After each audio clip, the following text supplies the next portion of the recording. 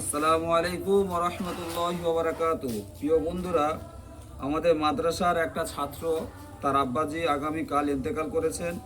ইন্না লিল্লাহি ওয়া ইন্না ইলাইহি রাজিউন। তো ভাই তার কাফনের জন্য আমি কাফনটা কেটে দিচ্ছি।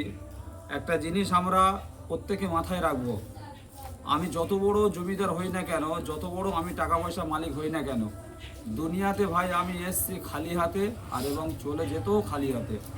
আমরা কেউ সাথে করে নিয়ে যাব না। আমরা যা অন্যায় অপরাধ করি ভাই, আমাদের অন্যায় অপরাধের দিকে যদি একবার তাকাই তো ভাই আমরা আফসোস করে করে জীবন কেটে যাবে। এই যে সাদা কাপড়, এই সাদা কাপড় পরে আমাদের যেতে হবে। এসছি খালি হাতে, যাবো খালি হাতে ভাই, সাথে কিচ্ছু নিয়ে যাব না।